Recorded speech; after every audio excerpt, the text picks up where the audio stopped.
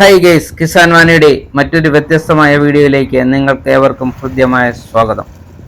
ഇന്ന് ഞാൻ കുട്ടനാട്ടിലെ കൈനകരിയിലൂടെ കടന്നു പോകുമ്പോൾ തോട്ടുവാർത്തല ജംഗ്ഷന് സമീപമുള്ള ഒരു നെൽവയലാണ് ഈ കാണുന്നത്.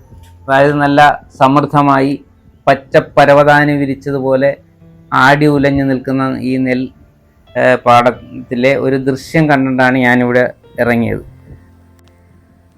അതെന്താണെന്ന് വെച്ചാൽ, ഈ നെൽക്കതിരുകൾക്ക് മുകൾ ഭാഗത്ത് നല്ല ഹൈറ്റിൽ ആടി ഉലഞ്ഞു നിൽക്കുന്നത് കവടയാണ്. പക്ഷെ ഈ സമയത്ത് ഈ കവട വന്നു കഴിഞ്ഞാൽ അത് നെല്ലിൻ്റെ വിളവിനെ ബാധിക്കും, ദോഷകരമായി ബാധിക്കും. ഈ നെൽക്കതിരിങ്ങനെ ഉലഞ്ഞു നിൽക്കുന്നത് കൊണ്ട് പതിര് കൂടാനുള്ള സാധ്യതയുണ്ട്.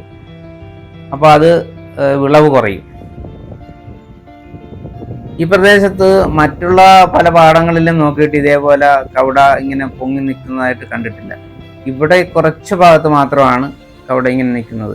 അപ്പോൾ കർഷകരോട് ചോദിച്ചപ്പോൾ കഴിഞ്ഞ വർഷത്തെ അപേക്ഷിച്ചു കവട ഇത്തവണ കുറവാണ്. ചില പാടങ്ങളിൽ മാത്രമേ കവട വന്നിട്ടുള്ളൂ. കളശല്യം പൊതുവെ കുറവാണെന്നാണ് പറഞ്ഞിട്ടുള്ളത്. അപ്പോൾ ഈ കർഷക സുഹൃത്തുക്കൾ ഈ കവട നീക്കം ചെയ്യുന്നതിന് ഒരു നടപടി ഉണ്ടാക്കണം. അല്ലെങ്കിൽ നമ്മുടെ കൃഷിയെ ദോഷകരമായിട്ട് അത് ബാധിക്കില്ലേ, നമ്മുടെ ആദായം കുറയും.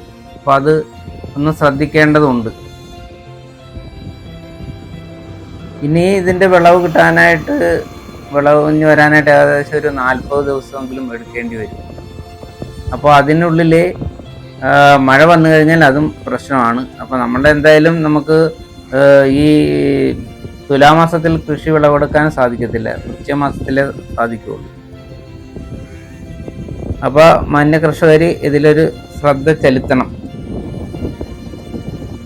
സുഹൃത്തുക്കളെ, ഈ വീഡിയോ നിങ്ങൾക്ക് ഇഷ്ടമായെങ്കിൽ ലൈക്കും ഷെയറും സബ്സ്ക്രൈബും ഒക്കെ ഒന്ന് ചെയ്യാനായിട്ട് മറക്കരുതേ.